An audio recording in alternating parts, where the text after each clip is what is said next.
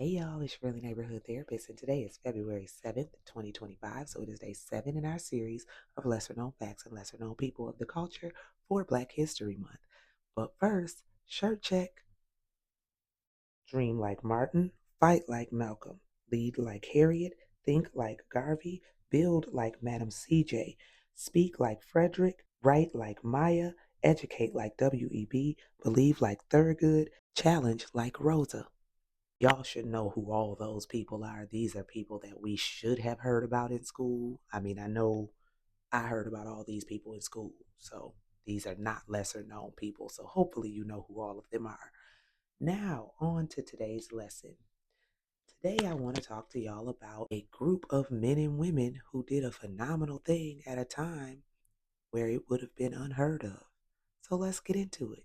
All right, so these men and women, particularly these men in this photo, are known as the Brotherhood of Sleeping Car Porters and Maids, commonly referred to as the Brotherhood of Sleeping Car Porters or BSCP, and it was founded in 1925.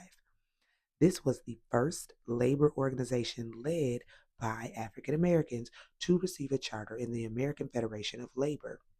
The BSCP gathered a membership of 18,000 passenger railway workers across Canada, Mexico, and the United States. A. Philip Randolph, another name you should know but you might not, was elected president of the newly formed BSCP. The union initially faced opposition not only from the Pullman Company but also porters who were fearful of termination and members of the African American community who viewed George Pullman as an ally and credited him with providing lucrative employment opportunities for formerly enslaved men and women. This is also a great lesson in true allyship because even though he provided that, he was still not a true ally. So, following the Civil War, George Pullman sought to hire formerly enslaved men as sleeping car porters. The Pullman Company's decision to hire black men to serve as porters created an opportunity for economic advancement for newly emancipated African Americans and is often credited with contributing to the creation of the black middle class.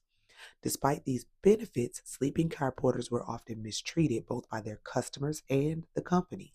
While employment as a Pullman porter was eventually viewed as a high paying job, initially it was not. The wages were very low for the standards of the day, and porters would often need to work at least 400 hours each month to earn their full monthly pay. In comparison to other company roles, porters were paid the lowest salary and had to cater to the passengers' every whim in order to earn tips. In addition to working long hours and receiving little pay, porters were subjected to unbridled racism.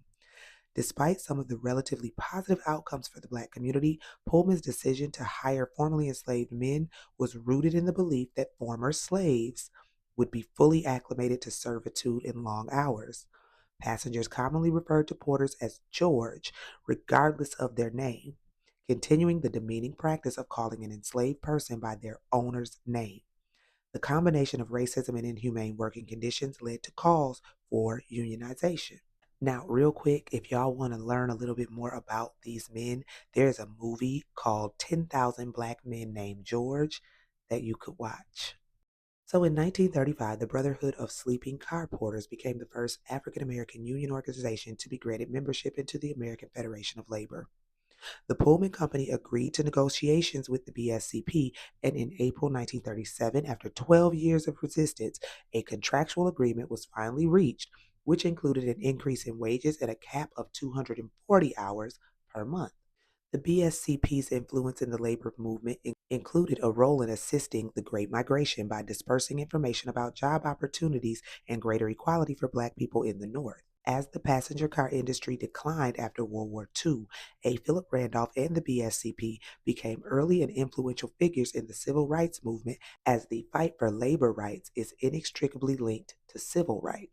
So, how many of y'all knew about the Brotherhood of Sleeping Car Porters and Maids? Well, now you do. So the next time Labor Day comes around and you wonder, well, what? It's just a day off. Remember the Brotherhood of Sleeping Car Porters and Maids.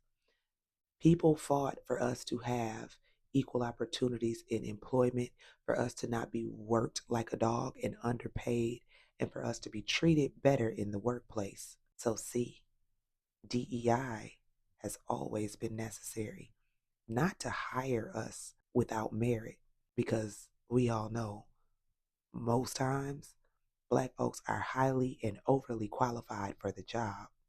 But no, it is necessary in order to be treated equally and equitably, and in order to be made to feel like you belong and are welcome at a company.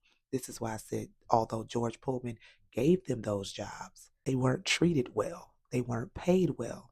So you gave the jobs to them only because you felt they were slaves. So they are used to hard labor and long hours. Be careful of so-called allies, okay?